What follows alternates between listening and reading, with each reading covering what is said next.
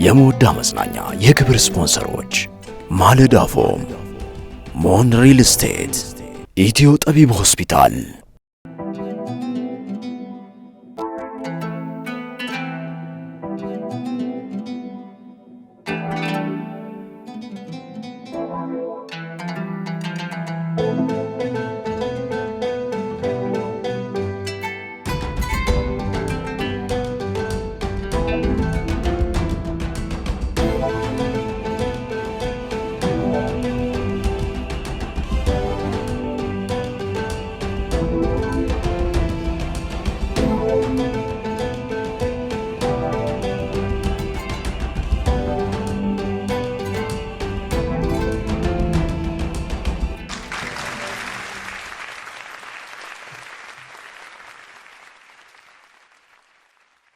بسم الله الرحمن الرحيم الحمد لله رب العالمين الصلاة والسلام على رسول الله وعلى آله وصحبه أجمعين. السلام عليكم ورحمة الله وبركاته. የተወደዳችሁና የተከበራችሁ ተመልካቾቻችን ነው ሳምንታዊ ሞዳ መዝናኛችን ጀምሯል። ሰኢድ መህዲና መሐመድ ሰኢድ አቡ ሐኒፋ እስከ ፕሮግራሙ ፍጻሜ አብረናችሁ እንቆያለን። ሳምንታዊ ሞዳ መዝናኛችን ጀምሯል። ክቡራትና ክቡራን ሳምንታችሁ እንዴት አለፈ? ማሜ ሳምንቱ አንተ ጋር እንዴት ነበር? አልহামዱሊላህ ጥሩ ሳምንት ነው። በተወሰነ መልኩ ዝናብ እንዴት ነው? ዝናብ ክረምት ይመስል ነበር። አየሩ ክረምት ይመስላል። እንደዛ አይነት አየር ትንሽ በርታ ያለ ጠንከር ያለ ዝናብ እየተመለከትን ነው። በዚህ ወቅት እኮ ያስፈልጋል የሚጠበቅ ዝናብ ነው። ከበልግ ዝናብ አለፍ ያለ ነው፣ ግን ይሄ ክረምቱን ለማመድበታለን። የሆነ ሰዓት ላይ ክረምት ውስጥ የገባ ይመስላል። ለኛ ይከብዳል። ለማንኛውም እንዴት ናችሁ? እንደምን ሰነበታችሁ? አላህ Subhanahu Wa Ta'ala እንግዲህ ያው ሳምንቱን በኸይር እንዳሳለፈን ምኞታችን ነው። አጋሮቻችንን እንጠቃቅስና በዚህ ሳምንት ደግሞ የታዘብናቸውን እጃችን ደግሞ ከዚህም ከዛም የሚቀርማቸው መረጃዎች እንሰጣቸዋለን ኢንሻአላህ። ማለዳ ፎም የፕሮግራማችን የዘወትር አጋር ነው። እርሶ ብቻ ስራው ላይ ትኩረት ያድርጉ፣ ለምቾቶ እኛለን እያለ በመላው አዲስ አበባ የሚገኙ ቅርንጫፎቹ ብቅ ብላችሁ ለመጅሊስም ሊሆን ይችላል ለሶፋ የሚሆኑ በወንድድ የፎም ምርቶችን እንድትሸምቱ ይጋብዛችኋል። ማለዳ ፎም የዘወትር አጋራችን ነው። እጅግ አድርገን እናመሰግናለን። እንዲሁም ኢትዮ ጠቢብ ሆስፒታል የመወዳችን አጋር ነው። ምንም ህመም አይንካው፣ ህመም ካለ ደግሞ እኛ ጋር መተው ህክምናውን ያገኛሉ ይለናል ኢትዮ ጠቢብ ሆስፒታል። አድራሻቸው የሚገኘው መሳለሚያ ቢላል መስጂድ አካባቢ ታገኟቸዋላችሁ። ስለ ጤናው ስጋት ከተሰማችሁ ወደ ኢትዮ ጠቢብ ብቅ እንድትሉ እንጠቁማችኋለን። የመወዳችን አጋር ስለሆነ ከልብና ነው። ሌላኛው የዘወትር አጋራችን ሞን ሪል ስቴት ነው። ከአየር ጤና ወደ ዓለም ባንክ በሚወስደው መንገድ አየር ጤና አደባባይ እንደተሻገራችሁ በኩራት ተሰይሞ የአፓርታማዎችና የንግድ ሱቆችን በግንባታ ላይ ይገኛል። ቅርብ ጊዜ የንግድ ሱቆችን አስረክበዋል። አሁንም ቤቶችን በመገንባት ላይ ነን፣ መተው ይሸምቱ ይላል። ሙሉ ክፍያ ለሚፈጽሙ 30% ቅናሽ አለን ይላል። የቢሮ አድራሻቸውን ከፈለጋቸው ብስራተ ገብርኤል አዶት ሲኒማ ጀርባ ሺመክት ህንጻ 6ኛ ፎቅ ላይ ይገኛሉ። ሞን ሪል ስቴት የፕሮግራማችን አጋር ነው። እጅግ አድርገን እናመሰግናለን። ሁሉንም አጋሮቻችንን ከልብ እናመሰግናለን። ተመልካቾቻችን እናንተንም ከልብ እናመሰግናለን። ስለመወዳችን የምትሰጡን አስተያየት እንዲሁም በተለይ ሶሻል ሚዲያችን ላይ ዩቲዩባችንም ባለፈው ሳምንት 100,000 መግባታችን አበስረናችሁ ነበር፣ ነግረናችሁ ነበረ። አሁን ደግሞ ካለው ቁጥር ላይ ወደ 2,000 አድጎ ከዛም በላይ እንጠብቃለን። ግን አሁን 2,000ዎቹ የኛን የ100,000ውን ኸበር የሰሙ ሰብስክራይበሮች ናቸው። ከልብ እናመሰግናለን። አሁንም የተለያዩ የሚንበር ቲቪ ፕሮግራሞች በተለይም የመዝናኛ ፕሮግራሞች እነ መወዳን ጨምሮ ሌሎችም በዚሁ የዩቲዩብ ቻናል እንለቅላችኋለን። አሁንም ሰብስክራይብ ማድረጋቸው ከኛ ጋር አስተያየት እየሰጡ መቆየታቸው እንዲቀጥሉ እንጠይቃለን። መርሐባ። እጅህ ከምን ነው አሁን ሰዓቱ? እንግዲህ የተለያዩ ቪዲዮችን ቃረም አድርገን ይዘንላችሁ የመጣናቸው መረጃዎች አሉ። አስቀድመን እንግዲህ በሐጅ ጉዳይ ላይ የኢትዮጵያ እስልምና ጉዳዮች ጠቅላይ ምክር ቤት የሰጣቸው መግለጫዎች አሉ። ሌሎችም መረጃዎች ሳዑዲ ውስጥ አዳዲስ እንግዲህ ከተለያዩ ሀገራት ለሐጅ ክንውን ወደ ሳዑዲ የገቡ ተጓዦችንም የተመለከትንበት ሳምንት ነው። ብዙዎች በደንብ ኤክስፒሪየንሳቸው የሚያጋሩበት በተለይ እንዳንተ አይነቱ አሁን የባለፈው የሲሊፐሩ የሸበጧ ምን አገናኘው ምናምን ይላል። እዛ ሲሄድ ነው ሰው የሚያየው መነጽር ጥቅሙ ምን ያህል ነው። በጣም ወሳኝ ነገር ነው። በጣም ወሳኝ። እኔ በነገራችን ላይ በጣም የተቸገርኩበት ኤክስፒሪየንስ ነው። በጣም ከባድ ነው። እዛ ሆናችሁ በቃ ጫማ የማይጠቅም ሆኖ ከዛ 20 ኪሎ ሜትር መራመድ አለብህ። በጣም ከባድ ነው። ግዴታ ነው መራመድ አለብህ። መራመዱንም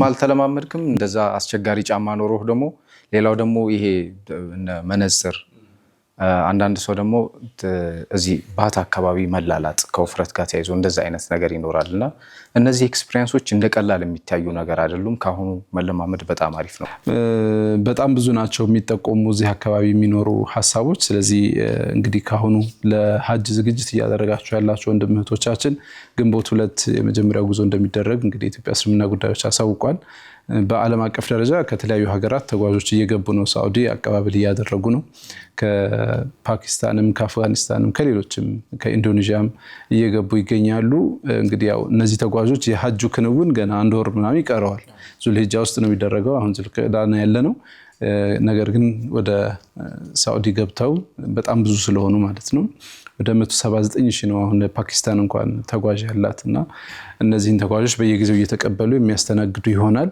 በጣም ደስ የሚል ስሜት አለው ዝግጅታችሁ። ግን ከዛ በላይ ደግሞ ለእናንተ ጥሩ ብርታት የሚሰጣችሁ እንዲሆን ተስፋ እናደርጋለን ማለት ነው። የመጀመሪያዎቹ ተጓዦች ወይም ደግሞ ወደ ሳውዲ የከተሙ ተጓዦች የማሌዥያ እና የህንድ ተጓዦች ናቸው። ብዙ ጊዜ በሀጅ ጉዞ ከባንግላዴሽ፣ ከማሌዥያ፣ ከህንድ፣ ከፓኪስታን የተውጣጡ ሰዎች ቅድሚያውን ይወስዳሉ። እንደተለመደው ሁሉ በየአመቱ የምንጠብቀው ነገር አለ። ማን ነው ዘንድሮ በሳይክል ተጉዞ የሚገባው? ማን ነው በእግሩ የሚገባው የሚለውንም እንጠብቃለን። በነገራችን ላይ ለቀድሞ ጊዜ አይደለም። አሁን ምን ይደረጋል? በየአመቱ ሀጅ ሲመጣ ያው እዛው መካ ያሉት እንደዚህ አሁን ጅዳ ያለ ወይም ደግሞ የሆኑ ገጠር ውስጥ ያሉ ምናምን ኢትዮጵያውያን ወይም ሌሎችም ሀገር ዜጎች ያው በቃ በእግር ትሄድና ሀጅ ታደርጋለህ። ያው የተለመደ ጉዳይ ነው። ኦፍኮርስ የመከልከሉ ላይ የተለያዩ ዑለማዎች እይታ አላቸው። ልክ አይደለም የሚል እስልምና እንዲህ አይነት ገደብ አላስቀምጥም የሚል ማለት ነው። ግን የሳዑዲ መንግስት ደግሞ አንዱ የገቢ ምንጭ ሆኗልና ያለ ፐርሚት ያለ ፍቃድ ሳይኖርህ ሀጅ መግባት አትችልም ብሎ ከልክሏል። ዘንድሮ በተለይ ደግሞ በጣም ሲሪየስ እንደሚያደርጉ እያሳዩ ይገኛሉ። በጣም ጥብቅ ቁጥጥር እናደርጋለን እንይዛለን እያሉ ነው። ተስሪህ ይሉታል። ተስሪህ ከሌለው አንድ ሰው መግባት አይችልም። ከዚያ ውጭ ደግሞ አንገት ላይ የሚጠለጠል ካርድ አለ። ያንንም ካርድ ያላንጠለጠለ ሰው መንቀሳቀስ አይችልም ይላሉ። የኛ ዘመን ላይ ነው የተጀመረው። 2016 ነው የጀመሩት ይሄን ካርድ ማንጠልጠል። ያኔ የመጀመሪያ ስለነበር ብዙ ያኔ በጣም ጥብቅ አልነበረም። አሁን ግን በጣም ጥብቅ እናደርጋለን እያሉ ይገኛሉ። እንግዲህ እዛ ያላችሁ ጥንቃቄ እንድታደርጉ ከወዲሁ ለማስታወስ እንወዳለን። እያንዳንዱ ነገር ዲጂታል ነው። በተለይ ከኑሱክ አፕ ጋር በተገናኘ ሰዎች መጎብኘት የሚፈልጉት ቦታ ምንም አይነት ከሀጅ ጋር በተገናኘ ግልጋሎት የሚፈልጉት ግልጋሎት ካለ ያን ካርድ ሳይዙ ወይ ፍቃድ ሳይኖራቸው መገልገል አይችሉም። አይደለም ከዚህ የሄደ ሰው ካርዱን የጣለ ሰው እዛው ያለ ሰው ራሱ ወደ መካ የሚገባበት አድቫንቴጅ በጣም አነስተኛ ነው። ምክንያቱም የሚኖረው ክራውድ በጣም ከፍተኛ ስለሚሆን ሳውዲም እንግዶቿን በስነስርዓት አስተናግዳ መሸኘት ስለምትፈልግ ህጎች ጥብቅ ናቸው። እዛው አካባቢ ያላችሁ ካላችሁ ይሄ መረጃ እንዲደርሳችሁ። ሌላ እንግዲህ በዓለማችን በተለያዩ አቅጣጫዎች የተለያዩ ክንውኖችን እንሰማለን። በተለይ ደግሞ ከቁርአን ጋር ሲሆን ለአማኞች ልብ ቅርብ ይሆናል። በያዝነው ሳምንትም ባለፈው ሳምንትም በዚህ ሰሞን በፈለስጢን ደግሞ የሰማነው አሪፍ ዜናዎች አሉ። በጣም እንደምናውቀው ፈለስጢኖች ከቁርአን ጋር በጣም ቅርብ የሆነ እንትን አላቸው፣ ልምምድ አላቸው። በጣም ጓደኛ ናቸው ከቁርአን ጋር በብዛት እና ሐፊዞችን በተደጋጋሚ ያስመርቃሉ። ቁርአን መሐፈዝ ግን ለምሳሌ በፊት መርከዝ አካባቢ ያለ ሰው በደንብ የሚያስተውለው የሚያየው ነገር ይኖራል። በተለይ የሌሊቱን ክፍል በደንብ መጠቀም ከሱብሂ በኋላ አእምሮህም ንጹህ ስለሚሆን ለመሸምደድ በጣም አሪፍ ነው። ከዛ አሁን ወደ ቴክኖሎጂ ዘመን ስንመጣ ደግሞ አእምሮህ ውስጥ ብዙ የተጠራቀመ ነገር እያለ ተረጋግተህ ቁርአን የምታፍዝበት የምትይዝበት ሚሞራይዝ የምታደርግበት ደግሞ እድሉ በጣም ጠባብ ነው። ምናልባት የታደሉ ሰዎች መርከዝ አካባቢ ሄደው የሆነ ጸጥ ያለ ቦታ ምናምን ቁርአን የማሐፈዝ እድሉን ሊያገኙ ይችላሉ። ጦርነት ውስጥ ሆኖስ በጣም ከባድ ረሃብ ውስጥ ሆኖስ ማይመች ቦታ ላይ ሆነ ወይ የቤተሰብ አካልህን ታጣለህ ወይ የሆነ ልጅህን ታጣለህ ሀዘን ውስጥ ሆነ ከዛ ህመም ጋር ቁርአን ማሐፈዝ ቀላል ነገር አይደለምና እዚህ ካምፕ ውስጥ ወደ 400 የሚሆኑ ሐፊዞች ነው የተገኙት። ከ220 በላይ ደግሞ የነሱን ፈለግ እየተከተሉ ይገኛሉና ይሄንን ነው የምንመለከተው። ይሄንን ቪዲዮ እናሳያችኋለን። 400 ሐፊዞች ከሴትና ከወንድ ማለት ነው ተመርቀዋል በጋዛ ውስጥ። እንደዚሁ ደግሞ በሌላ ቦታ አሁንም በቂራት ላይ የሚገኙ ኻን ዩኒስ አካባቢ የሚገኙ ደግሞ 220 በላይ ደግሞ እንደዚሁ በተጠለሉበት ቦታ ላይ ቁርአን እየሐፈዙ የሚያሳይ ምስል ተመልክተናል። እሱን እንጋብዛችሁ።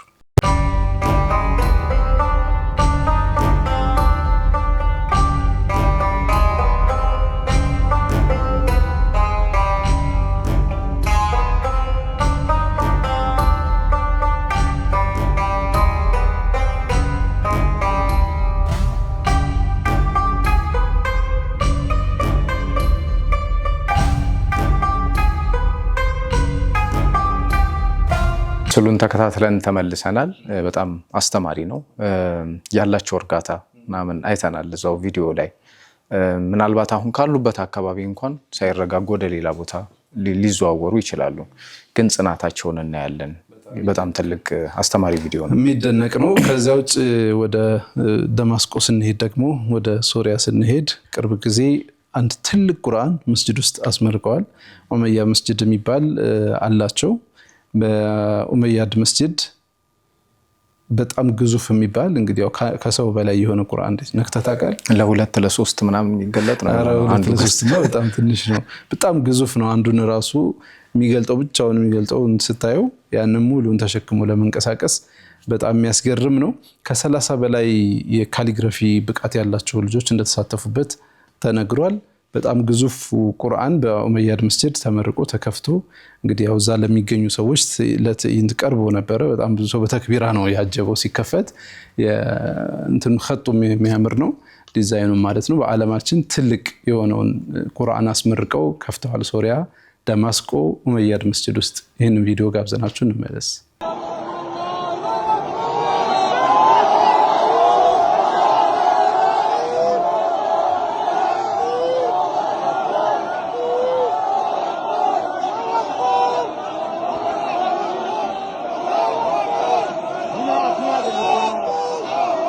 ቪዲዮውን ተመልክተን መተናል። እጅግ በጣም ግዙፍ ነው። ከዚህ ቀደም እንደዚህ አይነት ሪከርዶች ነበሩ። ይሄ ግን በጣም ትልቁ ነው። እዛው ከቁርአን ሳንወጣ ደግሞ በተለይ ቀደም ሲል ቁርአን ከመሐፈዝ ጋር አንድ ሐሳብ አንስተን ነበር። አሁን ደግሞ ምናልባት ተጅዊድህን ጠብቀህ መቅራት በጣም ጥሩ ነገር ነው። ምናልባት ግን እንደው ተጅዊድ ሊያዛንፍ የሚችል ነገር ቢፈጠርስ? ያው መንተባተባ ድንጋጤ እንዴት ነው ኮንትሮል አድርገን የምናልፈው የሚለውን በዚህ ቪዲዮ እንመለከታለን። ሁለት ቪዲዮዎችን ጋብዛችኋለን። እነዚህ ሁለት ቪዲዮዎች ድንገት የመሬት መንቀጥቀጥ የተከሰተባቸው ሁለት ሀገራት ላይ ቁርአን በመቅራት ላይ ያሉ ሰዎች የሰጡትን ምላሽ የሚያሳይ ነው። አንደኛው አፍጋኒስታን ካቡል ውስጥ ነው። በቴሌቪዥን የሚተላለፍ ሾው ላይ ቁርአን እየቀራ ነው እና እየቀራ የመሬት መንቀጥቀጡ ተከሰተ። በጣም ደግሞ የሚገርመው የሚቀራው አያ ወየድዑል ኢንሳኑ ቢሸሪ ዱዓሁ ቢልኸይር የሚል አያ ነው። አያው የሚያወራው አንዳንድ ጊዜ በጎ ዱዓ ታደርጋለህ፣ መጥፎም ዱዓ የሰው ልጅ ያደርጋል የሚለውን የሚያስተምር አያ ነው፣ አንቀጽ ነው። ድንገት ተናደህ ሊሆን ይችላል፣ በሆነ ስሜት ውስጥ ሆነህ መጥፎ ዱዓ ታደርጋለህ፣ በቤተሰብህም በራስህም ላይ ማለት ነው። አላህ እንደዛ አይነት ዱዓዎችን ያው ዝም ብሎ ቀጥታ አይቀበልም፣ የሰውየውን ስሜት ስለሚያይ ማለት ነው። አንዳንድ ልጃቸውን የሚራገሙ እናቶች የሉ፣ እንደዛ ቢቀበላቸው ብለህ አስበው። እንደዛ አይነት እንትኖችን የሚያነሳ አንቀጽ ነውና ያንን እየቀራ እያለ ነው የሚንቀጠቀጠው የመሬት መንቀጥቀጥ የሚከሰተው፣ ግን በጣም በተረጋጋ ስሜት ሲቀጥል ያሳያል። ሁለተኛው ደግሞ ቱርክ ኢስታንቡል ውስጥ እንደዚሁ ደረሳዎች አሉ፣ ሼኻቸው አለና ድንገት የመሬት መንቀጥቀጥ ይከሰታል። ከዛ ኢማሙ የሚኖራቸው ሪስፖንስ ቀጥታ ወደ ስጁድ መውረድ ነው። ተማሪዎች እርሳቸውን ይከተላሉ፣ ተከትለው ስጁድ ይወርዳሉ። እና ሁለቱም ቪዲዮዎችን ጋብዛችሁ ነው ተመልሰን እንገናኝ።